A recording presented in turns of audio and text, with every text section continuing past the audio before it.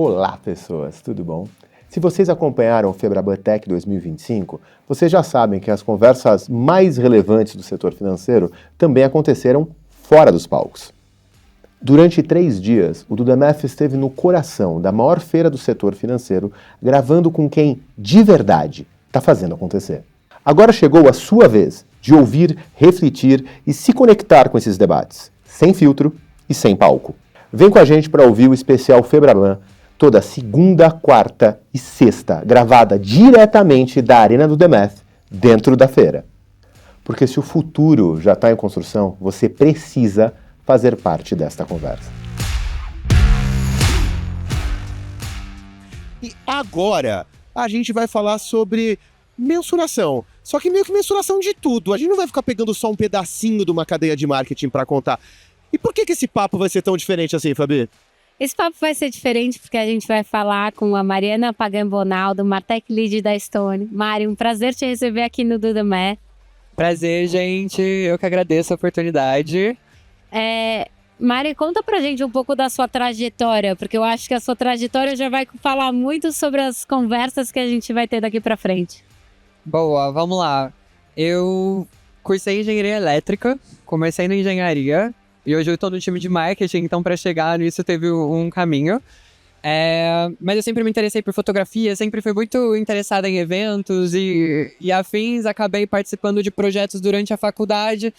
E surgiu ali a oportunidade de trabalhar com marketing numa agência de performance e que contratava engenheiros, né? Então, ali na faculdade de engenharia, acabei entrando em contato com marketing, análise de dados, e a gente começou na época que você operava CPC da campanha, um tempo atrás, já faz um tempo. E ali eu sempre fui muito curiosa para além do que é o marketing de performance, então Web Analytics, sempre...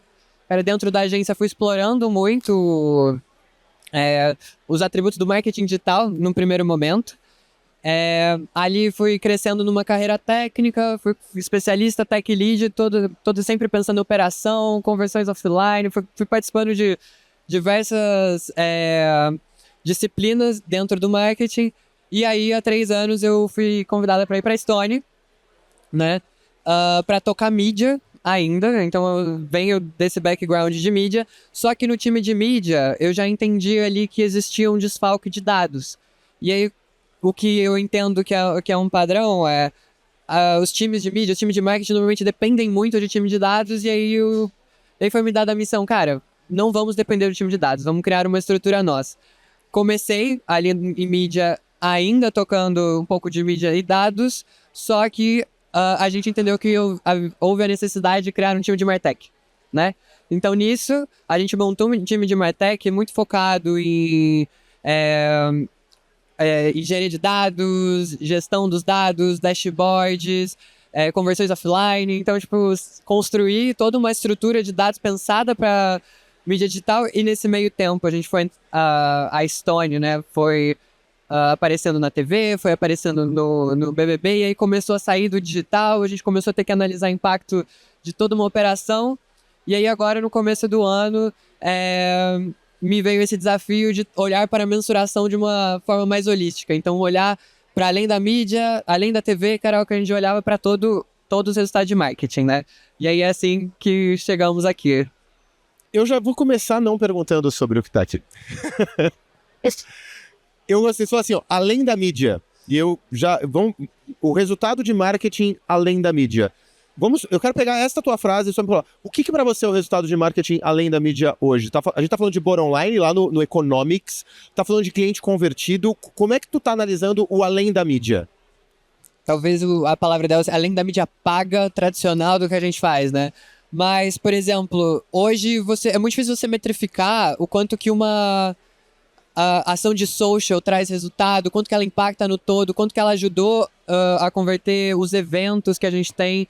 Então existe toda essa gama de marketing puro que você vê menos aparecer, que não tem um custo tão claro atrelado, quanto que a minha eficiência criativa está trazendo de melhora na minha mídia digital. Então tem todo esse desafio aí, que vai além do quanto que minha ação na TV trouxe resultado, que vai além do quanto que minhas campanhas digital trouxe resultado. Como que eu conecto tudo isso? Então acho que esse que é o para além da mídia que a gente tem que medir.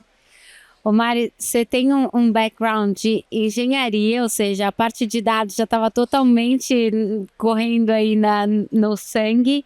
E eu quero te perguntar, assim, hoje vocês montaram essa área até por esse gap que você entendeu, que falou, tá, antes as pessoas de marketing tinham essa dependência, vamos criar isso e conectar para que a gente passe a olhar de uma forma mais consistente para isso, né? E eu quero te perguntar, a gente fala bastante em mensuração, mas como que vocês estão construindo para extrapolar a mensuração não só como uma área, mas como cultura? Boa, então na primeira pergunta, né, nessa parte do que a gente, como que chegou ali, o que a gente via é que quando você vai falar com o time de dados ele ou é focado em produto, ou ele é focado em alguma área, ou em negócio, e aí você tem uma área focada para a mídia, ou para a ação de marketing, é diferente, você precisa conhecer o processo todo, e aí que a gente conseguiu defender ter essa estrutura, foi nessa linha, e a partir do momento que a gente conseguiu defender essa estrutura, a gente começou a entrar na cultura realmente da companhia, de ter, centralizada e padronizada, como que a gente vai medir resultado de campanha, ter que defender, cara, como que você defende o investimento em alguma coisa. Então, sempre trazer explicações, a gente, como o time de mídia, a gente está conectando uma frente de mídia que o pessoal está acostumado a operacionalizar com uma métrica de negócio, e a partir do momento que você vai criando esse frame, onde sempre você vai conectando, né, a operação de mídia, aquela coisa do CPC, do CTR, há uma frente de negócio, você conseguir conectar isso, a empresa vai começando a entender melhor também, e aí você consegue defender muito melhor tudo o que você quiser. Então, foi um pouco nessa linha que a gente foi colocando aos poucos, né? E eu acho que existe uma tendência de mercado também. Tipo assim, que a gente vê que cada vez mais está mais difícil de medir resultado digital, as jornadas estão ficando mais complexas, a maneira que a gente analisava antes parou de responder as perguntas que a gente tinha. A gente tem... Mudaram até as perguntas, né? Mudaram as perguntas. Agora a gente está falando de creators o tempo todo. E o creator, ele não aparece no nosso modelo de atribuição da maneira que o resto das ações que a gente faz aparecem. Então, assim, cara... Como que agora a gente coloca todo mundo que está envolvido no fluxo de aquisição ou no fluxo de criação de uma campanha, para todo mundo olhar o mesmo frame, para conseguir chegar, todo mundo andar na mesma direção, né? Mari, já que você falou então que né, ficou mais complexo, mas vamos para uma coisa que não é difícil. Vamos simplificar, né? Poxa, como é que você faz para mensurar e equilibrar a forma de mensuração entre branding e performance? Nada polêmico. Nada polêmico. Bem fácil. Cara, numa empresa que ela é extremamente imediatista, é uma missão difícil. A gente tem um indício, né, externo, que foi quando aparecem novos concorrentes com estratégias diferentes, a gente primeiro entende que é necessário, mas é muito trabalho, muitas apresentações, são muitos testes propostos para branding, para a gente tentar entender o impacto na venda, antes de você falar assim, esse é o impacto, antes de você colocar numa modelagem. Então eu acho que, cara, faz uns 2 anos que eu apresento estratégias de consideração, estratégias de geolift para a gente testar, provar ali que branding tem um impacto no fundo de funil. Então, quando você está falando de testar algo em performance, é um negócio que você vai demorar 1 semana, talvez, para começar a tirar resultado. Só que o branding, cara, você vai começar a ver resultado daqui 3 meses. Então, como que você garante com os times que você vai ficar ali meses testando e protegendo esse budget?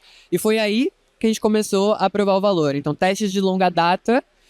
E a partir do momento que você prova que está funcionando, você entende que está funcionando, você otimiza aquela estrutura e protege o budget dela. A gente todo mundo se viciou em predictable revenue e coisas parecidas que criam uma equação de venda. E a gente trabalha muito próximo, foi nosso conselheiro durante algum tempo do Jefferson Duran da Price, que trouxe vários desses modelos para o Brasil. E eu gosto muito que ele fala assim, tudo que a gente desenhou em venda, a gente esqueceu do exponencial. E eu fiquei, como assim? Ele falou, cara, o exponencial é o branding. Porque assim, o exponencial para fazer essa equação funcionar é o quanto confia na marca. A confiança na marca tá no branding.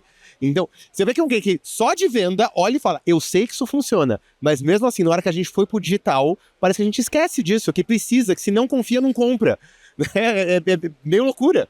É que o digital, ele trouxe uma ilusão de controle pra gente, né? Muito grande. Na verdade, no começo a gente até tinha, quando a gente tinha 80% desktop. É verdade. Tipo assim, você tinha, porque a pessoa chegava lá, você otimizava pra campanha, ela já, muitas vezes já tava com a intenção, ou a navegação era muito mais curta, então assim, a gente tinha essa ilusão de controle. Que, assim, hoje pode ser uma ilusão, mas naquele momento você podia otimizar e funcionava, né?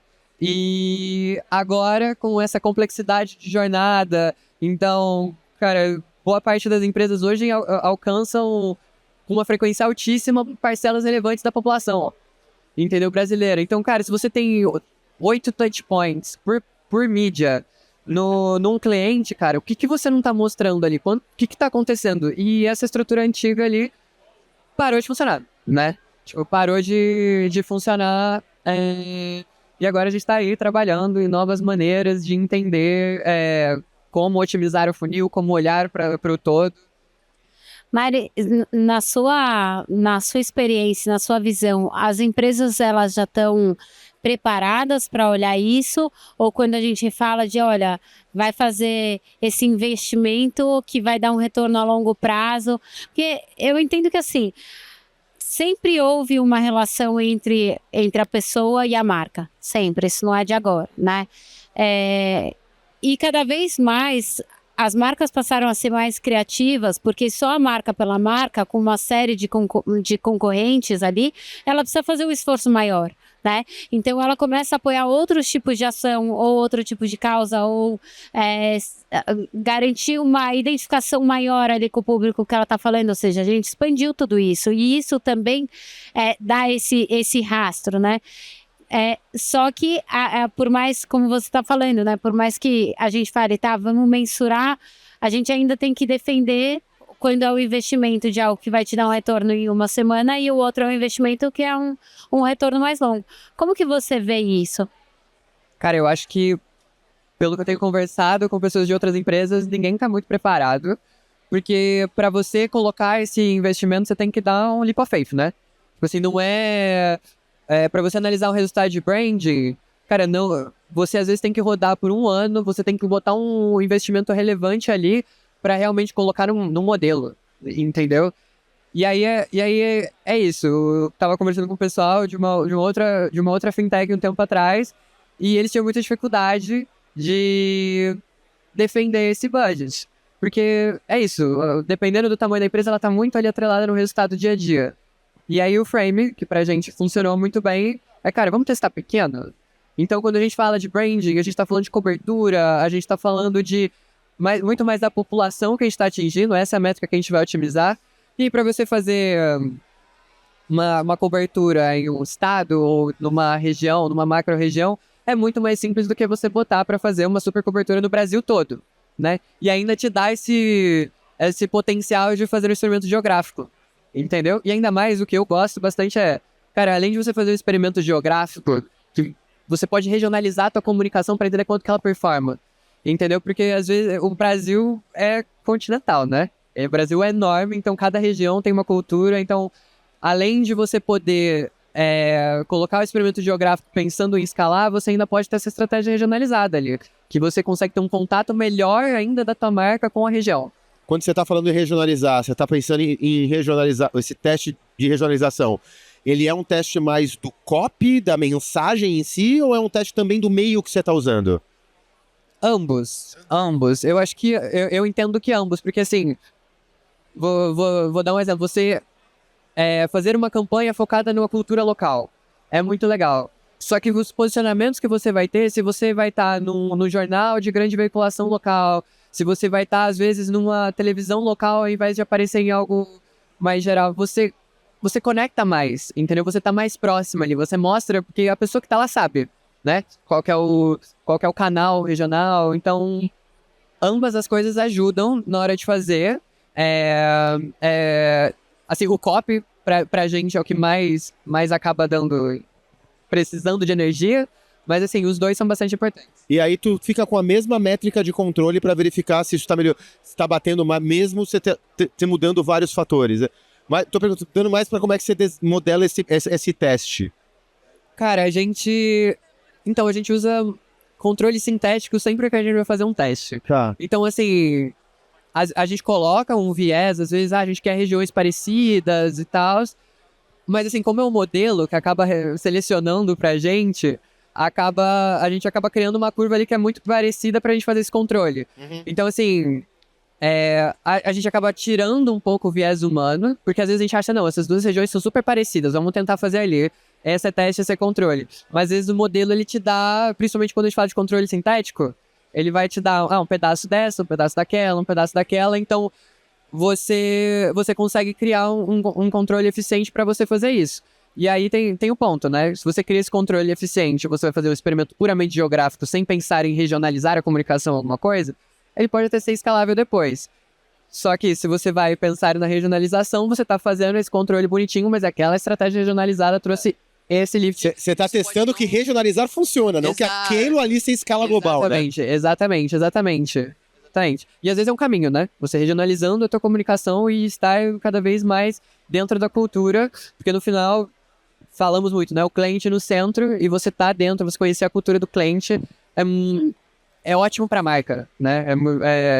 Isso é prático, né? No-brainer, que se você conversar na língua dele é melhor do que você tá aqui com todo mundo falando com o sotaque da Moca para o Brasil todo, entendeu? Então, é isso. E a oportunidade de estar no Brasil todo é justamente isso, você saber que você consegue fazer esses testes controlados e usar uma linguagem ideal, um canal, um meio, etc. Mari, eu queria perguntar se vocês fazem ou qual a forma que vocês fazem, porque um desafio que a gente vê de algumas empresas é como combinar pesquisas de mercado e essas informações de comportamento para embasar decisões, né? Porque geralmente, assim, a gente tem ainda, né? Grandes empresas que fazem pesquisa de mercado e antigamente parecia que isso servia só para falar, tá bom, estamos aqui na cabeça do consumidor, ou seja, não era algo de fato que depois virava um ativo dentro da empresa. Como vocês estão fazendo isso? Boa. A gente ainda não tem o resultado, é algo novo pra gente. Mas agora, quando a gente vai criar uma campanha geolocalizada ou regional, a gente está tentando entender o impacto junto com as pesquisas. Então, no mesmo plano onde eu proponho o teste, tem ali. A gente vai fazer uma pesquisa pré, uma pesquisa pós, uma pesquisa durante, para a gente entender. Porque, primeiro, se você vai fazer uma campanha de consideração, o que vai te dar o resultado da consideração é a pesquisa. O que você faz normalmente numa mídia, ela tá enviesada naquela audiência que você tá fazendo. Às vezes você não mexe o ponteiro no local, entendeu? E aí a pesquisa, ela vai te dar essa visão um pouco mais aprofundada da população toda, que aí você vai conseguir realmente ver o impacto todo da campanha, né? Isso não tem controle sintético, não tem nada que responde, vai ter que ser a pesquisa. E aí a gente faz as pesquisas em ambas as praças, né? Você fazer controle, você fazer teste, então nessa linha. Quando a gente trabalha com modelagens não de mídia mix modeling, mas de marketing mix modeling, uma das coisas que normalmente pega, né, quando começa a falar de praça, é quando se fatia a praça para falar o teu platô. Então assim, hoje a tua marca, o teu poder, o teu efeito de não fazer nada é isso aqui. Se não fizer nada, tu vai vender isso. Então, se você estiver fazendo alguma coisa e continuar vendendo isso, tu tá trabalhando praticamente o que tua marca consegue arrastar. A partir daqui, tu tem o teu lift. Então, quando tu consegue estourar isso aqui, tu tem o lift. E eu acho interessante quando a gente mostra, a pessoa não entende, mas peraí, o que acontece? O que acontece é que se você não fizer nem performance, alimentar a marca, isso aqui vai sozinho. A partir daqui, tu ganha. E as pessoas começam a entender, então eu não preciso mais fazer marca. Não, você não tá entendendo. Tudo que tu fez até hoje faz você vender isso aqui. E pra mim, esta lógica, ela fica mais complexa. Só que você tem aí um elemento que né, a gente fez um evento tem alguns meses, né, uns 2 meses, que tem o mesmo elemento, que a gente na rua, a gente fez um evento do BV para mostrar o modelo deles, que é vender o dealer de carro que vende eles, não é eles que se vendem. Mas no teu caso, você tem gente na rua. O teu modelo, ou o modelo que você se chega ou pretende chegar a tentar entender o vendedor em si, quer dizer, aquele cara que está indo aqui para vender a maquininha da história, esse cara tem um perfil melhor para falar com esse tipo de estabelecimento, ou ele é melhor... Você pretende chegar no modelo que granule até aí ou não? É um sonho, tá? Tipo assim, está no roadmap. Primeiro a gente quer fazer o inverso, né? Antes de entender ali o agente, quanto o impacto que ele vai ser, eu quero entender o quanto que o que eu tô fazendo de mídia vai ter impacto no agente.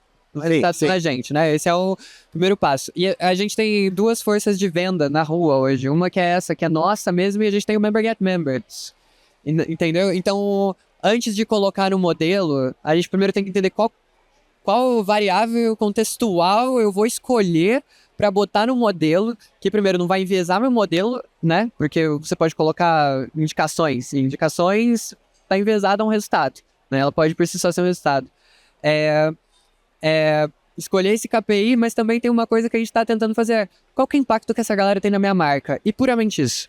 Assim, como que eu faço um estudo, localizado de qual é o impacto que essa galera está tendo na minha marca? Porque eles vão de loja em loja também, entendeu? E aí a gente começar a entender qual que é o impacto que eles têm e tentar encontrar, cara, qual que é o impacto que ele vai trazer ali para mim, achar essas variáveis para tentar botar no modelo, porque, cara, você tem uma força que funciona por si só, né? Tipo assim, qual que é o indicador de performance ali dela que não seja a venda direta, né? E um modelo você colocar a venda direta é péssimo, né? Porque você vai enviesar completamente qualquer modelo que você colocar para aquela variável. Mari, você falou nessa parte de performance, né? O time de performance. Na sua visão, por que o time de performance se tem, né? E por que tem uma dificuldade de pensar em impacto incremental? Eu acho que é a cultura da performance mesmo, assim. Eu acho que é esse histórico de você ter muito controle a nível granular de cada campanha e você colocar um investimento onde tá trazendo o melhor resultado Dash. E nem sempre ele é o mais incremental. Então você tem, cara, anos e anos de operação ali nessa linha onde você vai colocar na campanha que tá trazendo o melhor resultado no teu last click, que seja. E aí agora você começa a trazer estudos mais longos, onde você traz frentes inteiras que são incrementais e você tem que chegar e falar assim, cara, ó, essa tua campanha aí que você tá botando dinheiro, ela não tá legal, né? Então tem esse processo vai acontecendo ao longo do tempo, mas ele demora, né? Não é um processo simples, porque é isso, eu acho que a dor do time de performance é sempre perder o controle. Assim, quando você perde o controle, você começa a falar assim, cara, não sei o que tá funcionando, não sei, mas assim, se todo estudo ou toda ação que você fizer, você está melhorando a tua incrementalidade, ou você está conseguindo ver isso numa população, cara, você está no caminho certo, entendeu? E você trabalhar às vezes com hipóteses de 15 mês ou até semestrais, às vezes você consegue melhorar muito mais rápido do que ficar jogando de uma campanha para outra. Porque no final, você jogar de uma campanha para outra, cara, o jeito que o algoritmo funciona hoje, você não vai mudar o resultado no final, no todo. É daí que veio, a gente fez o alinhamento, eu trouxe uma frase que eu marquei a frase em negrito aqui até, que eu achei muito boa, que tu tem que buscar a diferença do atribuir e provar resultado. É isso, é porque é um medo do próprio time do dia a dia de se eu não estiver provando o meu resultado, eu vou perder meu controle. É isso? Sim, também, mas é porque tem o provar resultado, mas é porque eu acho que é mais que a incrementalidade, você não consegue provar ali onde eles estão acostumados. Muitas vezes, não é na hora, né? Não é na hora, entendeu? Então, tipo, a performance caiu. Como que você vai justificar? Tipo assim, onde que você vai primeiro tirar dinheiro, ou da onde você vai realocar primeiro? Na linha que tá melhor ali, porque é onde você tá tendo controle. Mas às vezes é um contexto de mercado, às vezes é um contexto externo que talvez a sua estratégia tá legal. A performance caiu aquela semana por sazonalidade e tal, e a gente quer controlar tudo, porque a gente tem essa ilusão de que dá pra controlar tudo, e a gente começa a tira o investimento da onde tá incremental, onde a gente entendeu que um dia foi incremental, pra colocar nesse lugar onde a gente tem mais controle, essa linha que a gente tem mais controle cresce. Assim, ó, mas essa realocação trouxe mais conversões aqui nessa linha aqui. Mas no final, você pegou do teu orgânico, você pegou de um baseline, você só pegou uma demanda que já ia acontecer. E falta numa dessa conseguir olhar, tá, mas qual é a função desta campanha no meu mix? Porque você pode falar assim, não, vou tirar dessa aqui e jogar pra essa. Tá, mas essa é uma boa finalizadora. Só que você tirou da tua iniciadora. Aquilo que começa a te dar lead, aí tu parou de alimentar, né? Exatamente. Eu lembro de uma discussão que a gente tava olhando, a gente tava falando sobre campanhas de pesquisa, né? Você tem as campanhas de pesquisa onde a pessoa está procurando termos genéricos e você tem o que está procurando a tua marca. E aí teve essa discussão, cara, tá muito cara, vamos tirar investimento. E aí a gente foi para uma análise de caminhos e MTA, e a gente vê que esse grupo de campanhas estava participando 3 vezes mais do caminho do que ela estava ali no final. E aí, cara, você fala assim, pô, eu não posso desligar essa campanha. Olha o tanto de gente que ela tá trazendo pro meu funil. Essa outra tá pegando o resultado. Mas assim, na hora que você olha ali, a demanda tá vindo de outro lugar. Tipo assim, a demanda incremental, que é a pessoa que não tava pensando em comprar a tua marca, tá vindo daquele lugar ali. Entendeu? E às vezes, o esquema é botar mais dinheiro ali mesmo e ver se impacta na campanha que você acha que tá bem. Entendeu? Então, Daí você tem que esperar um pouquinho, espera essa latência, né? Me fala uma coisa. Você falou tá bem. O que é o tá bem? Você tá olhando a quantidade de conversão final, lifetime value, onde me traz... Porque você tá no mercado hiper competitivo, né? Você tá... conseguir colocar uma operação para funcionar ou ela tá lucrativa? Como é que tu entende que funcionou? Como é que o teu ROI é baseado no quanto de retorno funciona? Baseado em quê? cara, pra meios operacionais de campanha, a gente olha pro TPV esperado, que é o quanto que a gente espera que esse usuário vai trazer de retorno pra gente. Tá, né? TPV esperado, Então, futuro ainda. TPV futuro. Ele tem N variações, né, pra chegar na receita final, mas assim, é o que a gente usa porque no final a gente otimiza pra perfil de cliente, não pra uma receita específica. Entendi. Se eu for querer colocar... Você faz pós-mortem da safra pra ver se ela validou o TPV e ver o que tem que mudar no modelo ou não? Cara, a gente faz, é que a gente já usa dado histórico para prever e validar o TPV, né? Então, a gente otimiza para isso. A gente já fez N correlações que mostra que realmente existe uma correlação alta entre, muitas vezes, o que o cliente fala que vai... que ele coloca no formulário pra gente e o que ele vai realmente usar na maquininha. Então, assim, no final, operacionalmente, é isso. E aí, o que é uma campanha boa? Que você perguntou. Que dentro de todas as campanhas, ela tá com o meu TPV sobre investimento maior. Tá. O que é um ROI, vamos chamar assim, o ROI ali, mas... Tem algumas conversas que a gente já teve há mais tempo, né? Onde tinha muito essa questão do que você falou. As pessoas, elas olhavam para um número específico, elas ficavam apostando, de repente, ficha sem olhar para todos os impactos antes que aquilo poderia ter gerado. E em uma reunião faz tempo isso, com uma empresa que era de investimento, eu escutei o gerente falar assim, às vezes me dá vontade de desligar tudo para ver o que acontece. Porque eles ficavam com uma ideia de que, eu tô aqui colocando um monte de dinheiro, não tô conseguindo medir o resultado final de fato, daí eu olho o meu orgânico aqui tá performando, e aí, o que acontece se eu desligar a torneira toda, né? Cara, o legal é que você pode fazer isso. Você pode pegar e fazer um experimento geográfico e entender qual que é o impacto incremental de toda essa operação. Quer fazer? Vamos fazer. Entendeu? Eu acho que... o que eu mais gosto dessa parte de mensuração é isso, cara. Você tem uma hipótese, vamos desenhar. Dá pra testar, dá pra gente entender e aí provar pra essa pessoa. Não, beleza, a gente vai continuar vendendo. Só que aí tem todo o impacto de longo prazo, né? Assim, vamos desligar tudo. E eu acho que o legal é, tipo assim, quero fazer. Tu quer fazer? Vamos lá. Vamos imaginar que vai vender zero, você sabe exatamente o custo de testar essa hipótese. Né? Porque você pode desligar tudo e de repente tu parar de vender.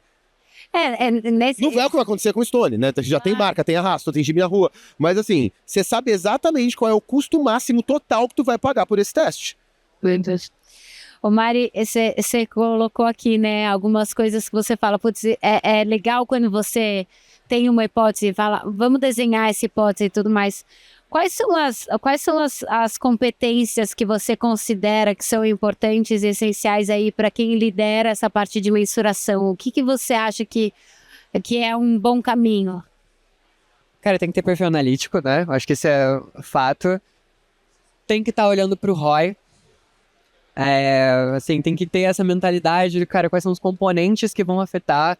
Então, porque cada coisa a mais que você coloca, você tá aumentando teu CAC. Sempre assim, né? Eu entendo isso e precisa ter coragem de arriscar.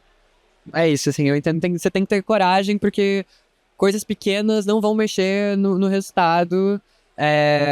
Você precisa ter um conhecimento para poder arriscar, né? Mas eu entendo que essas três coisas são essenciais. Coragem, visão analítica e a gente pode dizer pensamento sistêmico. Consegue entender se eu aperto aqui para entende a cadeia, como é que funciona e que elas custam. Né? Exato. Entendi, são três elementos. Eu vou te perguntar um terceiro, um quarto. Depois eu falo o que eu acho. Você acha que hoje precisa saber programar? Você acha que o conhecimento técnico de código é importante? Cara, é bom. Assim, é muito bom. Que eu até tava brincando com o pessoal, lidar com desenvolvedores hoje em dia, principalmente eu toquei um time técnico, era essencial eu saber conversar com o pessoal. Então, nas reuniões, você ir lá, entender o que o pessoal tá falando, entender como eles construíram, entender minimamente da arquitetura, é bastante importante. Mas, assim, se você realmente hoje for trabalhar com modelagens e tal, aí é essencial. Então, se você quiser ter um time de data scientists que vai e querer realmente gerir e desenvolver essas pessoas, é bastante importante. E aí você vai para um lado bem mais técnico, né? Eu acho que tem a minha visão é um pouco mais sistêmica, de impacto no negócio, e aí tem essa visão de infraestrutura, de como você vai montar essas coisas, que aí sim, desenvolvimento... Eu perguntei isso porque a gente já falei o spoiler, né? Esse aqui é o 15º de programa que a gente fez. A gente conversou com muita gente, várias vezes, eu peguei o time de dados e coloquei no negócio. Por quê? Porque esse cara tem que conhecer de negócio. Legal. Só que nas palestras que estão acontecendo ali, né, pelo resto da Febraban, principalmente no palco principal, tech já foi conhecer de negócio. Agora é hora de negócio conhecer de tech.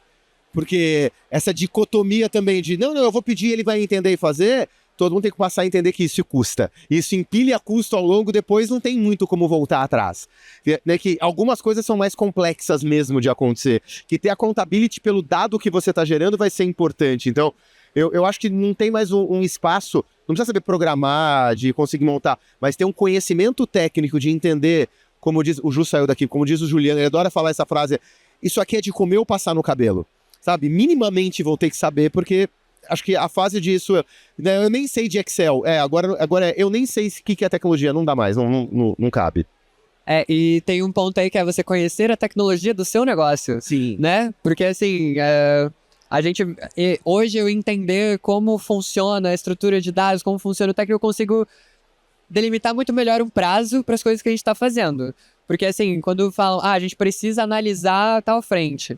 Cara, se você não entende aquela frente, às vezes você cria um prazo curto demais, e aí na hora que você começa a aprofundar, cara, você vai entender que isso vai demorar muito tempo, porque coisas que não estão padronizadas, né? Quando às vezes a gente faz sem padronizar, você vai demorar muito tempo para conseguir trazer um resultado de volta, né? Então, assim, quando você conhece como a estrutura da tua companhia funciona, você tem mais agilidade em, primeiro, saber onde você vai atrás, então quem que vai resolver o problema para você, né? E aí depois tem isso também para você conseguir delimitar os teus prazos e projetar melhor. Porque, assim, errar prazo é uma coisa que acontece também, né? Assim, a gente vê bastante. Ou o prazo vem muito curto, a gente fala assim, cara, calma, não dá pra gente fazer dessa maneira, porque tem toda uma problemática da companhia pra gente resolver. E Mari, nessa visão, e até complementando o que o Marcel falou, você entende que essa formação de times mistos, ela apoia também para que você seja mais assertivo na hora que você está determinando tanto o prazo, quanto o que exatamente a gente vai olhar, como que a gente vai mensurar, o que faz sentido a gente mexer, como você vê isso? Cara, pra gente foi muito importante, tá? Assim, no ano passado a gente construiu toda uma estrutura de MarTech, né? E ter o desenvolvedor ali com a gente, ter uma pessoa um pouco mais aprofundada de dados, ter um data analyst, ter um data scientist. Cara, você tem as disciplinas ali, todo mundo.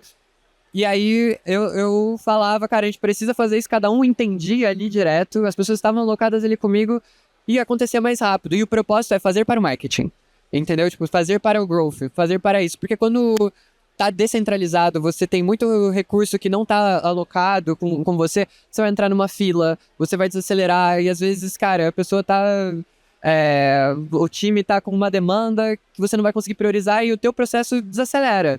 Entendeu? Então, pra gente ter tudo centralizado, ter um time ali, a gente conseguiu colocar em pouquíssimos meses refazer toda uma operação de conversões offline. Entendeu? Mandar case, então, cara, você ter todo mundo ali focado na mesma coisa, você vai acelerar muito, entendeu? E fazer rápido, testar rápido, errar rápido é muito bom, né? Assim, é a maneira que você consegue evoluir. Não, uma coisa que a gente fala é isso, assim, você precisa fazer o teste, que se for para errar, que seja rápido, que você identifique, que você já corrija nesse processo para você não ficar... onerar toda uma operação esperando com coisas que são muito complexas, né? Exatamente. Mari, a gente começou falando de mídia, mas na hora que a gente começou a te perguntar, tu falou de mensuração da operação. Não tá falando da mensuração de mídia. Mídia sim, mas depois você começou a falar para o marketing, para o growth, quer dizer, é o teu ponto. Como é que acontece essa transição, vamos dizer assim, de você, como você falou, você foi para mídia, aí tu monta uma área de Martech que talvez fosse para fazer mensuração de mídia, mas tá transicionando para olhar, para entender toda a tua estratégia de growth, como é que essas coisas funcionam, teste geográfico, vai impactar em venda, vai impactar em tudo. Como é que funcionou para acontecer e como é que são vamos dizer assim, as indisponibilidades políticas, porque o time de venda não gosta muito que brinquem no campinho deles, né? Eu posso falar mal de conhecimento de causa, eu sou vendedor, tá tudo tranquilo, eu não gosto mesmo. Boa. Eu acho que a primeira coisa é, quando a gente uma galera tá operando a mídia, outra pessoa tá operando o time de vendas, todo mundo olha pra número diferente. Tipo assim, cara, era muito engraçado, porque a gente levava um número, tinha um outro time que levava outro número, e tudo começou a ficar...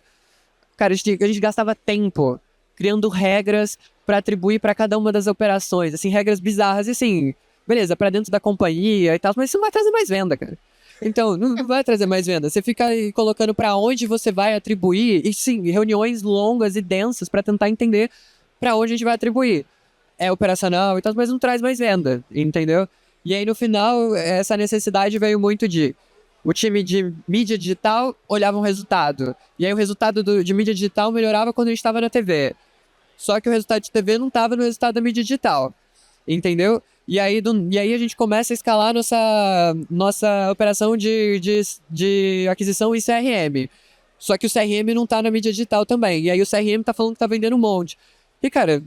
Parece papo de louco. Você vai fazer uma reunião de resultados, cada um apresenta um monte de resultado que se você soma, não nada dá nada. Você soma, não dá o resultado da companhia, Exato, né? Tipo... entendeu? Então, vem muito dessa necessidade da gente olhar pro todo, esses times continuar na operação deles com a necessidade que eles precisam, porque é importante um time de CRM analisar a janela deles, o time de mídia é importante ter a maneira de analisar deles, porque o resultado é deles. Mas no final, pra companhia, a gente tem que fazer o que vai trazer mais venda. Né? Assim, é isso. E aí, quando você começa a colocar mais variáveis de operação, fica muito difícil. Então, surge essa necessidade de uma operação extremamente complexa, né? Da gente olhar de uma maneira mais holística, olhar para o todo e começar a fazer essas relações de como um impacta no outro. Ô Mari, para quem nos ouve, o que você diria que são, de repente, alguns passos iniciais ali, porque a gente está falando aqui, né, um volume de dados enorme, a gente está falando desses dados fragmentados ali, onde de repente cada time está olhando para uma coisa e vocês conseguiram fazer essa conexão para isso, né? Para quem nos ouve, o que você diria que são os primeiros passos para quem estiver começando, por exemplo, ou pontos que fique atento a isso, que é o começo desse caminho?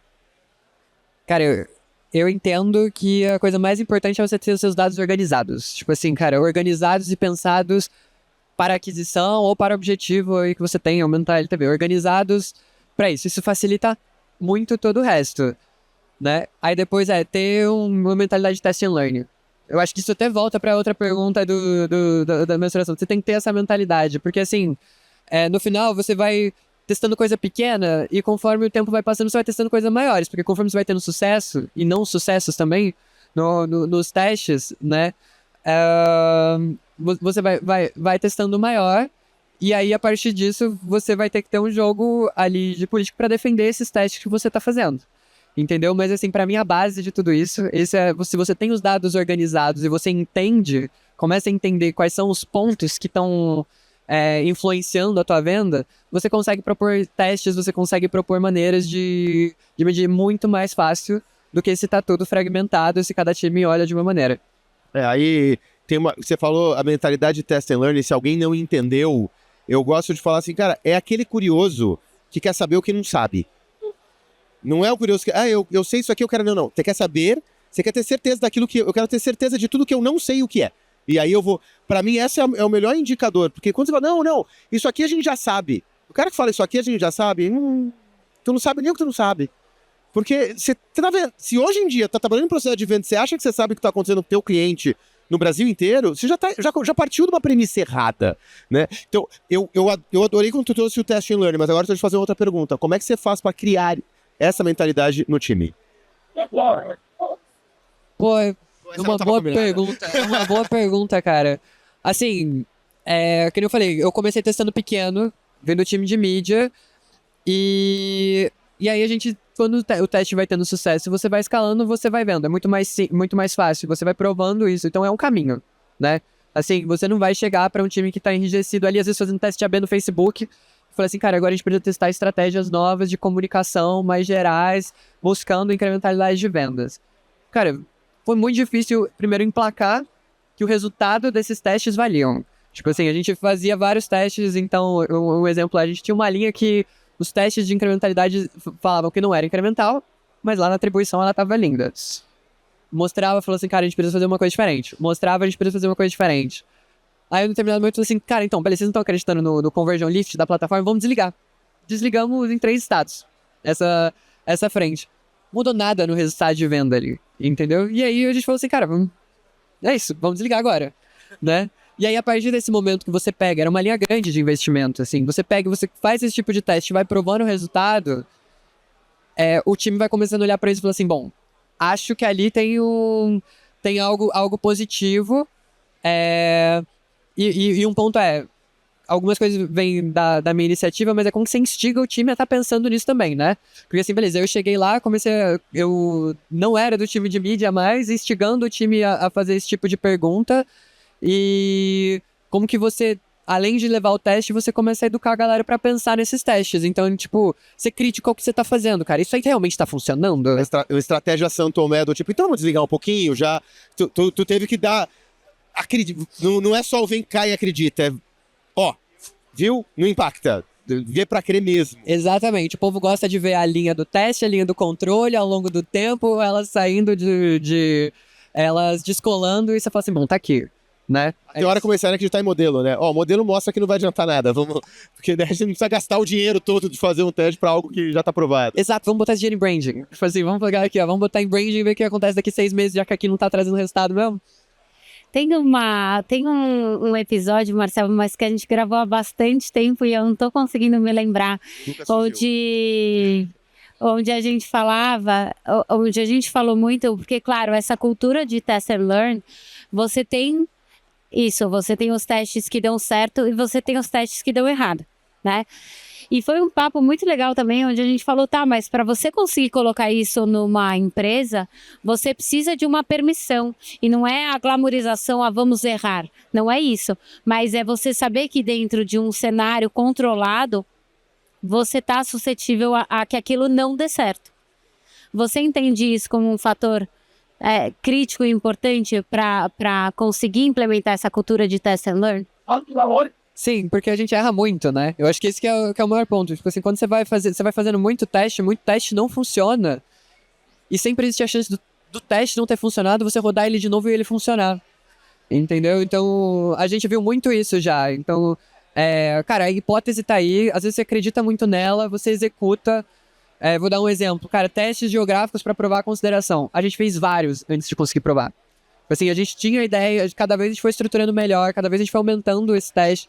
Então assim, eu acho que existia já uma predisposição do pessoal a estar tranquilo com isso. Eu acho que tem uma questão de maturidade que já vinha ali na companhia, né? Mas, cara, a gente foi errando. Só que assim, quando você erra, você não traz só, erramos, não funcionou. Cara, a gente fez esse teste, mas a gente conseguiu ver essa métrica.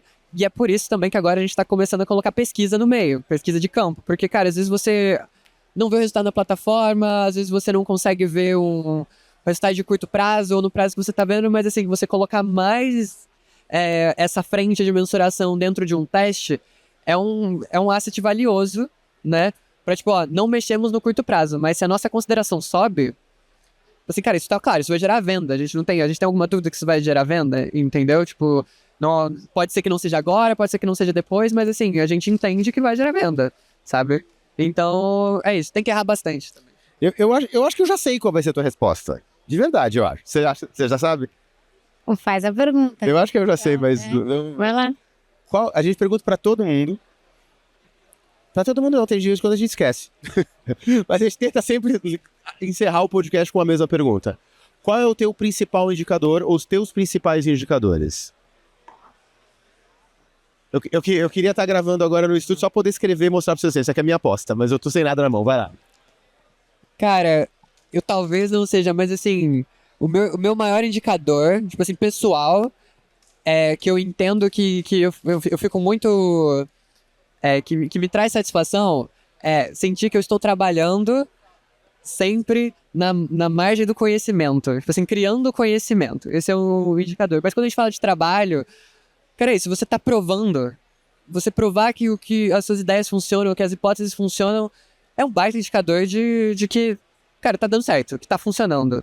Entendeu? Então, quanto mais eu consigo mostrar que essas coisas funcionam, mais eu me sinto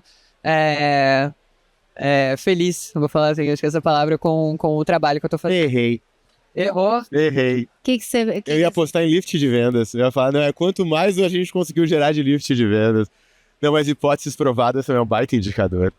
É porque às vezes nem é só sobre o lift de venda. Não é sobre Tava isso. falando, uma vez a gente propôs reduzir a venda pra trazer mais receita. Porque a gente tava vendendo melhor. Tá. E funcionou. É. Boa. Ok. Errei essa. Mari, muito obrigada por ter vindo aqui no Dudu Math. Foi muito legal bater esse papo. Obrigada por compartilhar da experiência que vocês estão fazendo na Stone. Muito bom. Boa, muito obrigada de novo pela oportunidade. A gente foi ótimo. E a gente vai se falando. Mari, obrigado de verdade. Gente, ó, falei, eu sei que a gente apareceu na tua timeline num dia que não é normal. Ah, você tá vendo só a gente na quarta-feira? Não viu? Sabe o que acontece? Porque tem um monte de gente que tá ouvindo a gente que vê e não coloca lá nem o sininho no YouTube e nem o seguir no Spotify. Faz isso agora. Faz agora, tá esperando? Faz. Isso, obrigado. Então, vai ser isso, todo dia, agora por 3 semanas seguidas, pra ter o especial aqui da Febraban. Depois a gente volta pro programação normal de quarta-feira. Segue Triplo C daqui pra frente, hein? Todos os episódios, comenta, curte, compartilha. Valeu, gente. Obrigado pra quem tá aqui na plateia. Valeu. Obrigado, mano. Valeu.